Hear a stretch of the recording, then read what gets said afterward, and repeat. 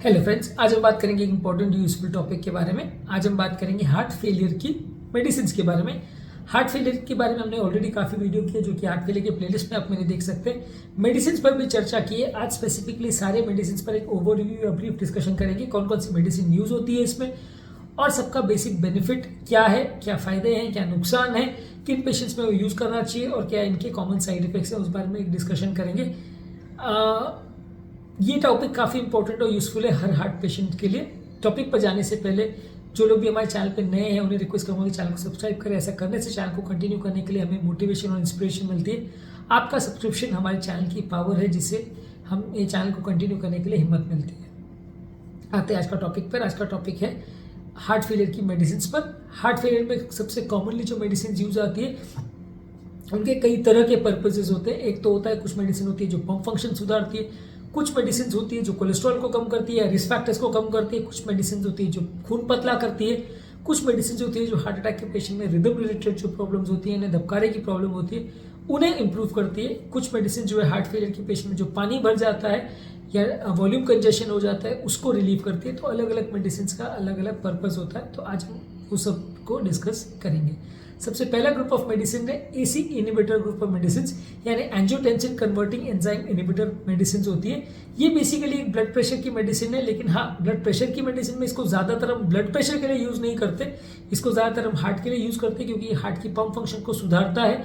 Body में जो salt या पानी जो भर जाता है उसको भी निकालने में मदद करता है, हार्ट और किडनी के फंक्शन को इम्प्रूव करता है, हार्ट की ओवरऑल पंप क्षमता को इम्प्रूव करता है। इस ग्रुप में मेडिसिन में लिस्नोप्रिल, पेरिंडोप्रिल, एनाराप्रिल, कैप्टोप्रिल, रैमिप्रिल ये सारी मेडिसिन आती हैं। अलग अलग ब्रांड नेम्स या ब्रांड नेम्स की डिस्कशन के डिटेल्स में नहीं जाएंगे। एसी इनहिबिटर ग्रुप वैसे तो अच्छी टॉलरेटेड मेडिसिन है, थोड़ा सा बीपी कम करती है, किसी किसी को साइड इफेक्ट से थोड़ा चक्कर हो सकता है, सूखी हो सकती है, सूखी खांसी, किसी किसी को मुंह के पास सूजन हो सकती है जो कि कभी कभार थोड़ा डेंजरस रिएक्शन में होता है जिसे एंजियोइडिमा बोलते हैं, और किसी किसी को थोड़ा किडनी का प्रॉब्लम हो सकता है अगर किसी को ऑलरेडी किडनी फेलियर है। तो अगर early stage of kidney failure में देते हैं तो ये फायदा करती है, बहुत late stage of kidney failure में देते हैं तो कभी कभार ये नुकसान कर सकते हैं, पोटेशियम इससे बढ़ सकता है। इसी ग्रुप की दूसरी मेडिसिन है एंजियोटेंसिन रिसेप्टर ब्लॉकर्स यानी ARB मेडिसिन। ये बेसिकली लगभग वही काम करती है जो एसी इनहिबिटर करती है, लेकिन उससे थोड़ी कम इफेक्टिव रहती है। ARB ग्रुप ऑफ मेडिसिन में 3 सार्टन्स को हार्ट फेलियर में अप्रूव किया जिनके लिए थोड़ा ट्रायल डेटा अवेलेबल है हार्ट फेलियर में बेनिफिट का, लो सार्टन, वैल सार्टन और कैंडी सार्टन। जो टेल्मी सार्टन, एजिल सार्टन, ओल्मी सार्टन यूज होती है वो काफ़ी कॉमनली ब्लड प्रेशर की अच्छी दवाइयाँ हैं, लेकिन हार्ट फेलियर में उनका कोई खास रोल नहीं है, उनके लिए हार्ट फेलियर में कोई खास डेटा अवेलेबल नहीं है, तो उनको हार्ट फेलियर में यूजेज को अवॉइड करना चाहिए। लो सार्टन, वैल सार्टन, कैंडी सार्टन ये तीनों सार्टन्स कॉमनली यूज होती है। लो सार्टन इसमें मार्केट में अवेलेबल है, वैल सार्टन, कैंडी सार्टन इंडियन मार्केट्स में काफ़ी कम अवेलेबल है। ज़्यादातर इसकी टॉलरेंस काफ़ी अच्छी है, पर किसी किसी को थोड़ा किडनी प्रॉब्लम और चक्कर वगैरह आ सकता है।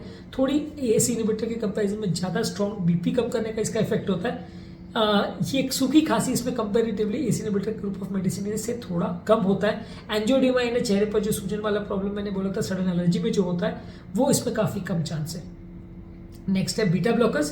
बीटा ब्लॉकर्स कंपेरेटिवली काफ़ी अच्छी मेडिसिन है जो हृदय गति को स्लो करती है, हार्ट के पंपिंग को थोड़ा इंप्रूव करती है, हार्ट के वर्कलोड और हार्ट के ओवरऑल जो हार्ट पर प्रेशर पड़ा है उसको काफ़ी हद तक कम करती है।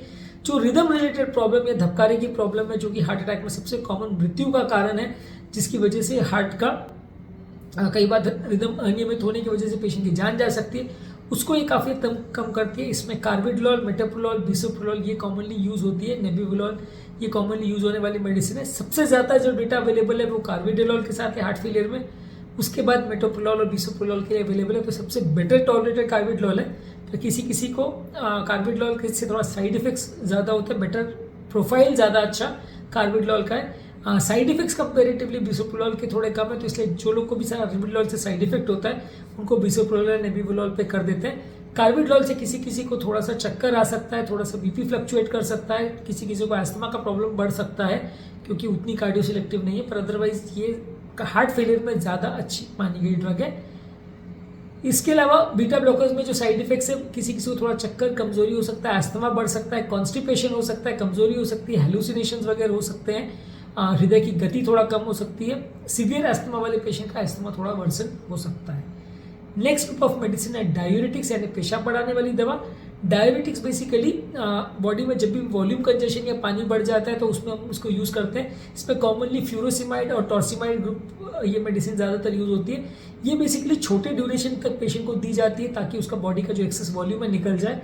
बहुत सीवियर हार्ट फेलियर अगर किसी का है और पानी बार बार भर रहा है, आपको सिर्फ पानी का रिस्ट्रिक्शन करने से या पेशेंट को वॉल्यूम कम लेने से, पानी कम लेने से अगर नहीं कंट्रोल हो पा रहा तो वैसे केस में इसको लंबे समय तक कंटिन्यू किया जाता है। पर ज़्यादातर इसको लंबे समय तक कंटिन्यू नहीं करना चाहिए क्योंकि किडनी पर और हार्ट पर ये नेगेटिव इफेक्ट करता है और इसकी वजह से कई बार लोगों को चक्कर, कमजोरी वगैरह भी आ सकता है। तो इसलिए किडनी के हिसाब से बहुत अच्छी दवा नहीं है, हार्ट के हिसाब से लॉन्ग टर्म देने के लिए बहुत अच्छी दवा नहीं है। हाँ, अगर किसी को सीवियर हार्ट फेलियर है और सीवियर किडनी फेलियर में भी कई बार इसको देना पड़ता है पानी निकालने के लिए। इसके अलावा एल्डोस्टेरोन एंटागोनिस्ट, बेसिकली ये एल्डोस्टेरोन हार्मोन पे ऐड करती है जो बेसिकली हार्ट फेलियर में कंडीशन को बिगाड़ता है, रिदम रिलेटेड प्रॉब्लम ज़्यादा करता है और हार्ट में फाइब्रोसिस करता है जिसकी वजह से हार्ट का टिश्यू डैमेज होता है। तो ये दवा को लेने से कंपेरेटिवली हार्ट का फाइब्रोसिस का चांस कम होगा।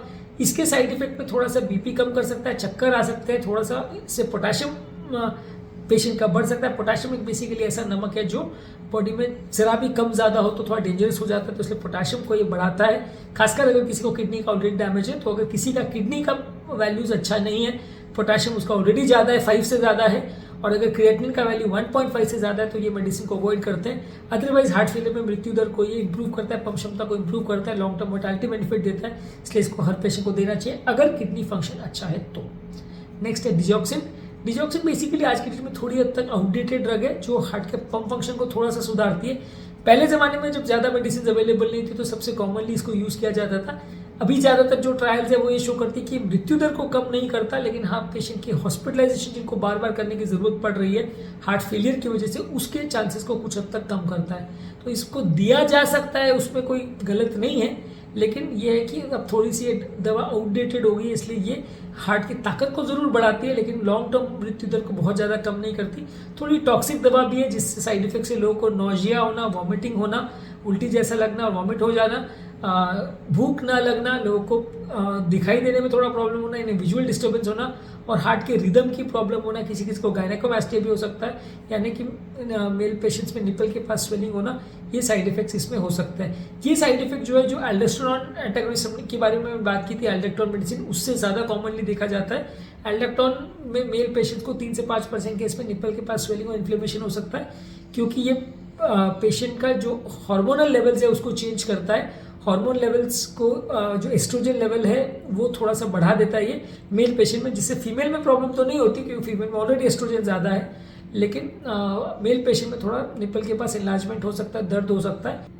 नेक्स्ट मॉलिक्यूल है हाइड्रोलिजिन आइसोसोर्बाइड डाइनेटेड कॉम्बिनेशन। हाइड्रोलिजिन आइसोसोर्बाइड डाइनेटेड कॉम्बिनेशन ये बेसिकली ब्लड प्रेशर को कम करने वाली दवा है, ब्लड वेसल्स को डायलेट करती है, हार्ट की पंप क्षमता को इंप्रूव करती है, हार्ट की कैपेसिटी को इंप्रूव करती है। जो लोग को एसी इनहिबिटर, एआरबी या ये ग्रुप ऑफ मेडिसिन नहीं दे पाते हैं या ये मेडिसिन खासकर ब्लैक पॉपुलेशन को यानी अफ्रीकन अमेरिकन को ज़्यादा सूट करती है, उनकी पंप क्षमता को सुधारती है, मृत्यु दर को कम करती है। हाई बीपी वाले पेशेंट के लिए ज़्यादा अच्छी है, पर किसी किसी को इससे थोड़ा चक्कर, कमजोरी हो सकता है, माथे में दर्द हो सकता है, लो बीपी हो सकता है, तो ये प्रॉब्लम इससे हो सकता है क्योंकि काफ़ी ज़्यादा स्ट्रॉन्ग बीपी कम करने की दवा है। नेक्स्ट है वैल्सार्टन सैक्यूबिटल कॉम्बिनेशन जिसे आर्नी बोलते हैं। आर्नी आजकल काफ़ी कॉमनली मार्केट में आने लग गई, अलग अलग ब्रांड्स के नाम से आने लगी।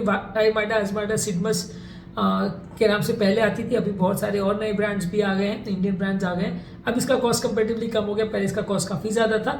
ये दवा हार्ट के पंप फंक्शन को सुधारती है। ये बेसिकली जो एसी इनहिबिटर एआरबी करते लगभग वही काम करती है, लेकिन थोड़ा सा ज़्यादा इफेक्टिव है वो, तो पंप क्षमता को थोड़ा और ज़्यादा सुधारती है, मृत्यु दर को और थोड़ा कम करती है, लेकिन इसके साइड इफेक्ट से भी पोटेशियम बढ़ सकता है और इसके साइड इफेक्ट से भी थोड़ा बीपी कम हो सकता है क्योंकि ज़्यादा स्ट्रॉन्ग दवा है।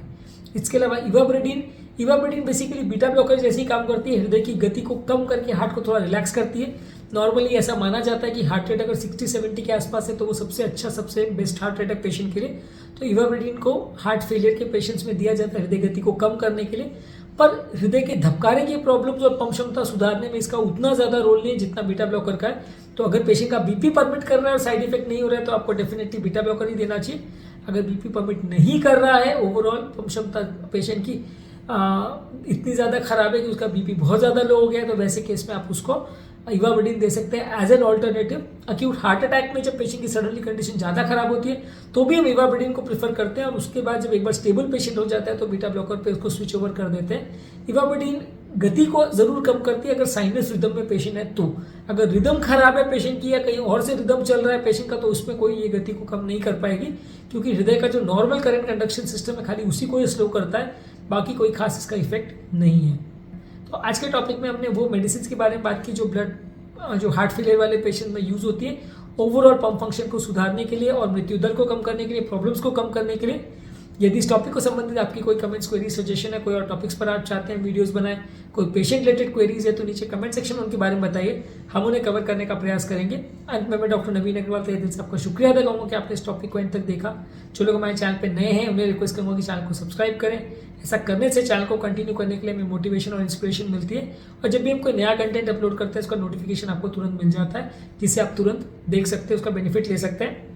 जो लोग हमारे चैनल पे बहुत डिटेल वीडियो नहीं देखना चाहते उनके लिए रेगुलर बेस पे हम यूट्यूब शॉर्ट्स और फेसबुक, इंस्टाग्राम पे रील्स अपलोड कर रहे हैं, जिसमें सारे टॉपिक का 1 मिनट समरी हम आपको देते हैं। आप इसे देख सकते हैं, इसका बेनिफिट ले सकते हैं और फ्रेंड्स, रिलेटिव्स और सोशल मीडिया ग्रुप्स में इसे हेल्थ टिप्स की तरह शेयर कर सकते हैं। और हमारे चैनल पे सारे कंटेंट को हमने प्लेलिस्ट के फॉर्म में डिवाइड किया है, जैसे BP, sugar, cholesterol, heart attack, angioplasty, सबके अलग अलग प्लेलिस्ट बने हुए हैं। जो भी टॉपिक पर आप डिटेल वीडियो चाहते हैं उस टॉपिक के लिंक को आप क्लिक कर सकते हैं। लिंक मैं डिस्क्रिप्शन बॉक्स में छोड़ दे रहा हूँ ताकि आप उसे ढूंढ सकें, और उस लिंक पर आप जाएंगे तो उससे रिलेटेड चैनल पर हमें सारा कंटेंट मिल जाएगा, आपको ज़्यादा ढूंढने की मेहनत नहीं करनी पड़ेगी।